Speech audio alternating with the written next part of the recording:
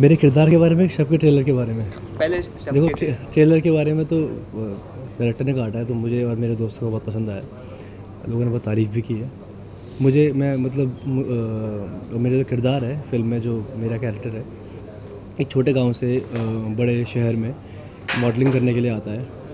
फिर उसके बाद वो जब छोटे शहर से आता है तो वो बड़े शहर में आने के लिए, अपने आप को फ़िट करने के लिए, अपने आप को चेंज करने की कोशिश करता है। वो जो सोसाइटी होती है उसके अंदर फ़िट करने के लिए वो ट्राई करता है कि वो कुछ अलग हो जाए, हट के अपनी इनोसेंस को खो देता है। फिर वो कैसे फ़ाइट करता है वो अपने ड्रीम तक पहुंचने के लिए, क्योंकि अपने आप को बदलने के बाद वो अपने सपने तक पहुंचता है नहीं पहुंचता, ये आपको फिल्म देख के पता लगेगा। अच्छा, ये मूवी आपकी डेब्यू है, तो हाँ। कितनी तैयारी की आपने डेब्यू मूवी के लिए? नहीं, बहुत तैयारी की है यार, बहुत ज़बरदस्त तैयारी की है। क्योंकि जब इस फिल्म का मैंने ऑडिशन दिया था उस टाइम पे मैंने खुद पे कभी बिलीव नहीं किया कि मैं इस कैरेक्टर को प्ले कर पाऊँगा या फिर इस तरह की एक्टिंग कर पाऊँगा। लेकिन ऑडिशन के बाद फिर राउंड राउंड राउंड, एक राउंड, 2 राउंड, तो शुरू में सर को पसंद नहीं आया कि ख़राब एक्टिंग है, अच्छी एक्टिंग नहीं कर रहा। लेकिन वो हर बार, लेकिन सर को मेरे ऊपर बिलीव था कि मैं कर सकता हूँ, लेकिन मैं अभी नहीं कर पा रहा हूँ, क्योंकि वो एक इनोसेंस उन्होंने देखी मेरे अंदर। फिर मैं ना हर राउंड में अलग मेहनत के साथ, जैसे कि अब ये राउंड है, बेशक ख़राब कर रहा हूँ लेकिन जान लगा देनी है, हो या ना हो अलग बात है। फिर सिलेक्शन के बाद बहुत सारी वर्कशॉप्स हुई, कुछ 4-5 महीने की वर्कशॉप हुई। आदिल हुसैन, उनके साथ मेरी वर्कशॉप हुई। तनिष्ठा चैटर्जी के साथ मेरी वर्कशॉप हुई। आसिफ बसरा के साथ मेरी वर्कशॉप हुई। मेरी एक उर्दू की टीचर थी मुनीरा सूरती, उनके साथ मेरी एक्टिंग की वर्कशॉप्स हुई। फिर उसके बाद उन वर्कशॉप के बाद मुझे गाइड किया उन्नीर सर ने। वर्कशॉप थी बेसिक ठीक करने की। फिर उस कैरेक्टर में कैसे घुसना है, उसे जीना कैसे है, उसकी बैक स्टोरी क्या होगी, वो सब लिखवाई उन्नीर सर ने। फिर उतनी सारी वर्कशॉप के बाद जब मैंने फिल्म जब शुरू हुई फिल्म, उसके पहले दिन सेट पे गया तो डर ख़त्म हो गया था, क्योंकि इतनी ज़्यादा वर्कशॉप के बाद अगर कोई एक्टिंग करेगा तो हो ही जाएगी। सर, वर्कशॉप के नाम लिए तो आपने बहुत ही बड़े बड़े दिग्गज कलाकार उनके का साथ नाम लिया, एक्टिंग के आदिल हुसैन जी हो, आदिल बहुत हुसैन, जन तनिष्ठा तो उन्होंने चैटर्जी। कोई एक टिप्स दी जो आपको लॉन्ग टाइम काम आएगी? देखो मतलब मैंने इससे पहले भी बहुत सारी वर्कशॉप्स की हैं मुंबई के अंदर, लेकिन उन वर्कशॉप्स में और इस वर्कशॉप में फ़र्क ये था कि आदिल हुसैन, तनिष्ठा चैटर्जी का काफ़ी वर्कशॉप काफ़ी सिमिलर थी कि एक्टिंग नहीं करनी है, उसको जीना है कैरेक्टर को सोल से, उसमें डूब जाना है, उस जो कैरेक्टर है उसमें डूब जाना है। कभी भी ऐसा नहीं लगे कि आप कोशिश कर रहे हो एक्टिंग करने की, वो अपने आप ही अंदर से आना चाहिए। एक एक डायलॉग, एक एक चीज़ें जैसे वो आपकी ही हो। तो उस अपनी ही सोल को कैसे पकड़ के एक्टिंग करनी है, वो उसकी प्रैक्टिस थी। जैसे मेडिटेशन करना, इमेजिनेशन, विजुलाइज करना और ऑब्ज़र्व करना लोगों को, खुद को ऑब्ज़र्व करना उससे पहले, खुद आप अपनी लाइफ में कैसे करते हो, क्या करते हो। तो उसके लिए बहुत सारी चीज़ें होती हैं, उन पे काम कराया। और तनिष्ठा मैम ने भी उन्हीं चीज़ों पे काम कराया।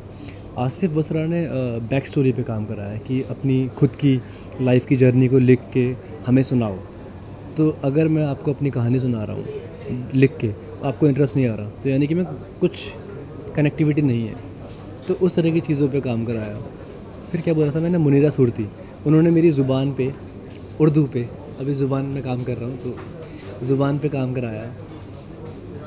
हाँ सर, ट्रेलर में देखा जाए तो हमने बहुत सारे बोल्ड सीन्स देखे हैं, तो उसके लिए आप कितने कंफर्टेबल थे? क्योंकि रवीना मैम एक सीनियर एक्टर है, तो थोड़े कंफर्टेबल लेवल थोड़ा। ये देखो क्या होता है कि वैसे तो बोल्ड सीन में तो कैमरे के सामने कंफर्टेबल नहीं था। तो रवीना मैम थी और इतनी बड़ी एक्ट्रेस हैं, और वैसे मैं एक्टिंग में भी नर्वस था उनके सामने। लेकिन बोल्ड सीन तो फिर अलग ही बात हो गई कि मतलब ये सीन्स करना है, तो वो भी। लेकिन एक बहुत अच्छी बात है रवीना मैम की कि उन्होंने मुझे फर्स्ट डे 1 से ही वो मतलब एक फ्रेंड की तरह ट्रीट कर रही थी। मुझे ऐसा फील नहीं होने दिया कि मैं एक नया एक्टर हूँ या मैं बाहर से आया हूँ, ऐसा लगने नहीं दिया। तो वो चीज़ से क्या होता है, जैसे अगर सपोज़ मैं आपको ट्रीट ना करूँ अच्छे से, तो आप बोलोगे अरे यार आप कंफर्ट लेवल पे नहीं आ पाओगे, लेकिन कभी ऐसा हुआ ही नहीं। तो मुझे बड़ा अच्छा लगा, मैं बाहर से आया हूँ यार, एक छोटे मतलब मैं भी, तो मुझे बहुत एक वो लेवल जब आ जाता है, फिर मेरी हिम्मत हो गई उनसे पूछने की, अच्छा मैम मैं ये सीन कैसे करूँ, मैं इस डायलॉग को कैसे बोलूँ। वो टिप्स मिले उनसे, सीखने को मिला, तो बाद में सीन्स बहुत अच्छे लगे। रवीना मैम के साथ कैसा एक्सपीरियंस था काम करके? यही तो बताया मैंने आपको भी। और फिर से कुछ सवाल। हाँ, नहीं। देखो एक्सपीरियंस ये था, बहुत अच्छा एक्सपीरियंस था। मैंने बहुत कुछ सीखा उनसे, और मैंने सबसे बड़ी बात ये सीखी कि आप एक्टर कितने ही बड़े बन जाओ, लेकिन आप हमेशा डाउन टू अर्थ रहो। अपने से छोटे एक्टर को हमेशा सपोर्ट करो। कोई नया लड़का इंडस्ट्री में आता है, उसको बताओ कैसे करना है, बजाय इसकी कि चलो बैठो फ़ोन पे लग गए। ये ऐसा नहीं होना चाहिए। तो ये चीज़ मैंने उनसे सीखी कि वो उनकी पूरी इन्वॉल्वमेंट थी कि आशीष ऐसे नहीं ऐसे कर, ऐसे नहीं ऐसे कर। तो इससे पहले मैंने एड्स किए हैं, एड्स में मैंने बड़े सार्स के बाद भी मैंने टीवी कमर्शियल्स किए हैं। तो मुझे ऐसा लगता था कि यार वो ठीक से बात नहीं करते एड्स में। कुछ एड्स से मैं नाम नहीं बताऊँगा, कि मैं गया, मैंने कहा हेलो, हाँ हेलो। तो बाद में ऐसा लगता है कि अरे यार सीन कैसे करेंगे यार, मतलब एक घबराहट आ जाती है। तो मुझे ऐसा लगा था, लेकिन वो पूरा मिथ तोड़ दिया मेरा रवीना मैम ने। तो मुझे बहुत खुशी हुई कि मतलब इतने बड़े स्टार और इतने नए एक्टर को इतना ज़्यादा समझा रहे हैं, टाइम दे रहे हैं। तो वो चीज़ मतलब मैं इमोशनल भी हो जाता हूँ बोलते बोलते, लेकिन सर टीवी से बहुत सारे कलाकार आए हैं और टीवी से फिर फिल्म में आते हैं। फिर अगर आपको मौका मिले वापस फिल्म से टीवी में जाने का, तो आप करना चाहेंगे? देखो अभी तो मैं इस फिल्म की रिलीज़ का वेट कर रहा हूँ। उसके बाद फिर 1-2 प्रोजेक्ट और हैं जिसकी अनाउंसमेंट होगी। कभी आगे जाके कभी ऐसा हुआ कि बहुत ही अमेजिंग टीवी शो है, बहुत बढ़िया है, बहुत अच्छा कैरेक्टर है, अच्छा है, मतलब बहुत अच्छा है, तो हाँ। ठीक है, दर्शकों को आप क्या कहना चाहेंगे अपने मूवी के लिए? तो दर्शकों को मैं ये कहूँगा कि यार प्लीज़ क्या कहते हैं 30 तारीख को फिल्म आ रही है, तो प्लीज़ अपने दोस्तों के साथ फिल्म देखने जाओ, अपनी फैमिली के साथ फिल्म देखने जाओ। और फिल्म बहुत प्यारी है और बहुत अच्छी कहानी है।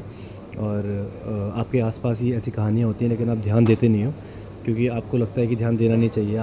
हम हमेशा अपनी खुद की लाइफ में इतना बिजी होते हैं कि हम ध्यान देना चाहते नहीं हैं। तो अगर आप फिल्म देखोगे, आपको समझ में आएगा कि हम कितना मिस करते हैं अपने आसपास से। तो आप जाओ प्लीज़ फिल्म देखने के लिए, फिल्म को हिट बनाओ। Thank you. Thank you. शब के ट्रेलर को बहुत ही अच्छा रिस्पांस मिला है, ह्यूज रिस्पांस। तो कैसा महसूस कर रहे हो, कितना एक्साइटेड है मूवी को लेकर?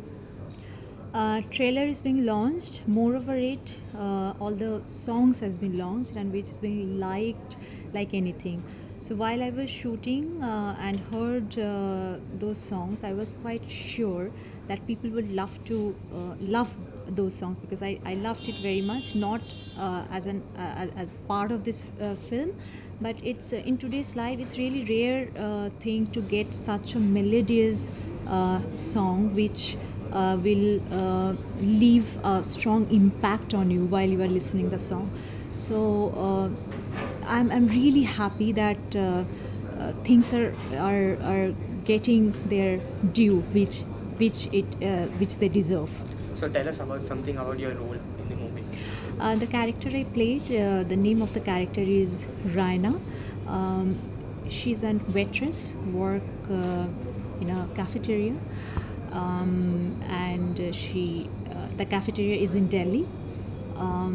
She's a very self-confident, self-dependent, practical, matured character, but there are layers and there is a lot of mystery in the character. So it has a past story which takes Raina to Delhi, and there is another aspect also with this character. So until now, whatever people are seeing through all these trailers and music videos and other promotional activities, that's not all about Raina. So right now I won't divulge so other untold part. For that we have to come to theatre to watch the film. Ma'am, it's a debut movie in Bollywood. So have you taken any advice from anyone from your industry? I have a reservation with this term Bollywood debut, because I have been working in film industry for more than 15 years, and to me as an actress, film is a film. And being an actress, I see three matters to say yes to any project, which is the story, the character I'm playing, and the director. So when this project had come to me, so all these parameters was absolutely right on the track, and I just took it as a film. And tomorrow I can work in any language film. So film is a film which has a different language. Doesn't matter that it's Bollywood or Tollywood or Tellywood or whatever. Okay. So lastly, anything do you like to say to your fans? I would request all of you that without your support, the film, us, it's nowhere. So you all have to come to theatre to watch this film. You can't afford to miss it. Thank you. I'm not very proper. Nervous भी excited भी दोनों ही हमेशा होता है कि जब भी film एक नया फिल्म आ रहे हो और उसका रिलीज़ पास में हो तब एक फिल्म मेकर के हिसाब से एक्साइटमेंट होता है कि इतना जो एक आप प्यार से कुछ बनाते हो कि वो अभी उसका फाइनल डेस्टिनेशन पहुंचने ही वाला है, और नर्वसली भी लगता है कि आप जितना प्यार से किसी चीज़ को बनाया है कि लोग भी उसको उतना ही प्यार दे या ना दे, तो उसके लिए नर्वसनेस भी होता है। सर शब के बारे में थोड़ा बताइए, क्या है ये फिल्म? शब एक फिल्म है जो सेट है दिल्ली में, सिटी लाइफ के बारे में है। तो एक ऐसा कहानी है जिसमें अलग अलग किरदार अलग अलग शहरों से, अलग अलग छोटे छोटे जगह से, दुनिया के अलग अलग जगह से सब आते हैं इस शहर पे दिल्ली में, अपना अपना ख्वाब लेके, अपना अपना सपना लेके, किसी को कुछ हासिल करना है। और ज़िंदगी के जो सफ़र पे कोई कोई ऐसा होता है कि अपना मंजिल हासिल कर लेता है, कोई कोई ऐसा होता है कि उनका सपना बिखर जाता है। तो ये फिल्म सपनों के बारे हैं, सपनों बिखर जाने के बारे है रिश्तों के बारे है, किसी रिश्ता बनता है, कुछ टूट जाता है, तो एक शहर आपको कैसा ट्रांसफॉर्म कर देता है, इसके बारे है। सर आपके जहन में कब आया कि रवीना मैम को, अर्पिता जी को कास्ट करना चाहिए और आशीष एक नए चेहरे? मैंने जब ये फिल्म पहले इस फिल्म के स्क्रिप्ट पे काम करना शुरू किया, मैं और मेरे साथ उर्मी जुवेकर काम कर रहा था स्क्रिप्ट पे, वो साल 2000 पे था। तो बहुत पहले ये मेरा फर्स्ट स्क्रिप्ट जिसमें काम करना शुरू किया था। तो तब मैं पहली बार संजय सूरी और रवीना से मिला था दमन के सेट पे, जहाँ पे मैं एडिटर था। तो तब से ही रवीना टंडन, संजय सूरी इन लोग की फिल्म का पार्ट था। मैंने जब इस फिल्म का स्क्रिप्ट पे काम शुरू किया था, 17 साल बीत गया, तो चेंजेस कैरेक्टर्स को भी हो गया, रोल्स को भी हो गया। अभी रवीना दूसरा रोल कर रहा है, संजय सूरी एक केमियो का रोल कर रहा है। मुझे जो कैरेक्टर अभी आशीष निभा रहा है, ऐसा एक किरदार चाहिए था जिसमें एक इनोसेंस हो, जिस पे एक देख के लगता है कि हाँ एक छोटे शहर से आया है कुछ सपना लेके। और जब मैं इसका कास्टिंग कर रहा था, ऑडिशन कर रहा था, आशीष पे वो क्वालिटी मिला है कि एक उस पर एक क्वालिटी है कि वो अभी भी मासूम है। सिटी में आकर भी, शहर में आकर भी उसका वो मासूमियत खोया नहीं है। और बहुत मेहनत किया उसने, एटलीस्ट 3-4 साल से वर्कशॉप जो मैं करने को बोला, क्योंकि वो जब पहले मुझे ऑडिशन दिया था दिल्ली में, वो रिजेक्ट हो गया था। और लेकिन मुझे एक स्पार्क लगा था, इसमें से झलक है कि वो हार्ड वर्किंग है और उसका एक सपना है, उसे हासिल करने के लिए वो बहुत मेहनत करता है। तो वो मुझे अच्छा लगा, और वो जो प्रोसेस ऑफ वर्कशॉप लर्निंग पे वो अपने आप को काबिल किया कि एक एक्टर हिसाब से भी वो अच्छा है, लेकिन अपना जो मासूमियत है वो अभी भी इंटैक्ट है। आप संजय सूरी सर के साथ बहुत टाइम से जुड़े हुए हैं, एंटी क्लॉक के साथ बहुत सारी मूवी को प्रोड्यूस भी किए, तो कैसा रेपो शेयर करते हैं आप? तो हम लोग पहले मिला, मैंने अभी जैसे बोला दमन के सेट पे मैं एडिटर था, और तब से एक दोस्ती बन गया कि हम दोनों को एक ही तरह का फिल्म पसंद है, एक ही तरह का फिल्म बनाने का पसंद है, और एक बेसिक ट्रस्ट है एक दूसरे पे। तो वो जब रहता है ना तो सफ़र इजी बन जाता है। हम जब प्रोजेक्ट्स करते हैं, कभी कभी लाइक चौरंगा हमने जब किया था, वहाँ संजय एक्ट कर रहा था, मैं डायरेक्ट नहीं कर रहा था, तो मैं प्रोड्यूसर का जो रोल है वो ज़्यादा संभाल रहा था। शब पे मैं डायरेक्टर हूँ, संजय प्रोड्यूसर का रोल ज़्यादा संभाल रहा था। तो एक हमारे पे जो ट्रस्ट है, कॉन्फिडेंस है, और एक दूसरे को पूरा तरीक़ा से हम बिलीव करते हैं हमारा विजन पे, तो शायद उसी वजह से इतना लंबा सफ़र एक साथ हम कर पाए। सर एडिटर से आपका डायरेक्टर का कैसा सफ़र रहा? डायरेक्टर बनना सपना पहले से था। एडिटिंग जो मैंने सीखा, जो एडिटिंग के लिए जो मैंने ट्रेन किया, जर्मनी से ट्रेन किया, वो इसीलिए किया कि मुझे मालूम था कि मैं बॉम्बे में आऊँगा, डायरेक्टर बनूँगा तो कोई नहीं देने वाला है, लेकिन कोई एक स्किल डीओपी हो, एडिटर हो, वो हासिल करके आओ तो थोड़ा पोजीशंस बेटर रहता है। तो मैंने ट्रेन किया एडिटर पे, क्योंकि मुझे लगता है एडिटर जो है वो अल्टीमेटली कहानी को जोड़ता है, प्लस वो जब एडिट करता है तो वहाँ हर टेक देखता है, एक्टर क्या गलती करता है, कैमरा में क्या मिस्टेक है, लाइटिंग पे क्या मिस्टेक है, स्टोरी का फ्लो कैसा है, पेसिंग, सब उसे पता चल जाता है।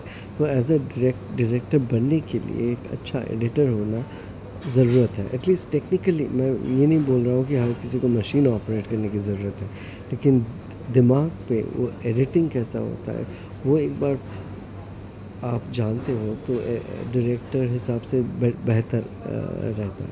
ओके, लास्ट सर दर्शकों को क्या कहना चाहेंगे आप मूवी के? दर्शकों तो उनको भी मालूम होगा मैं क्या बोलना चाहूँगा। हर डायरेक्टर फिल्म रिलीज़ के पहले एक ही चीज़ कहता है कि आई होप कि आप लोग डाउनलोड नहीं, थिएटर में जाके फिल्म देखें। Okay, thank you.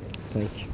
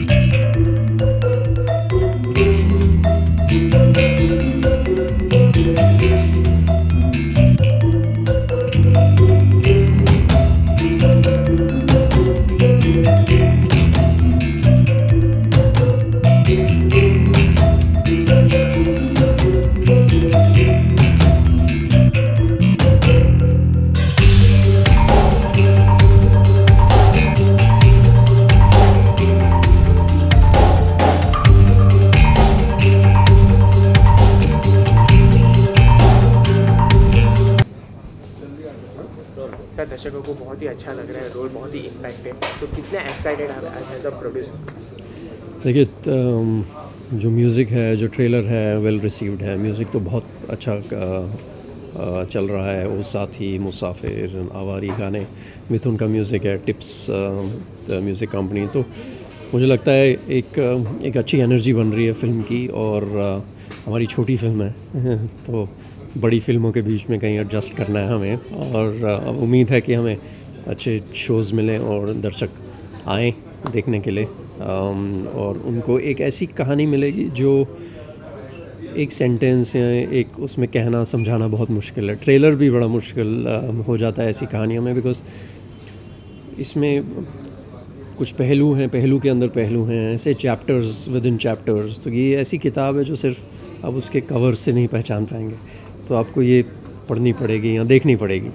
तो 5 मेन लोग हैं, 3 उसमें से मेन किरदार हैं, तो उनकी कहानियाँ हैं, उनके साथ क्या क्या होता है, उनकी चॉइसेस, कुछ डिसीजंस, और उनकी लाइफ में कैसे एक दूसरे को ये इम्पैक्ट करते हैं।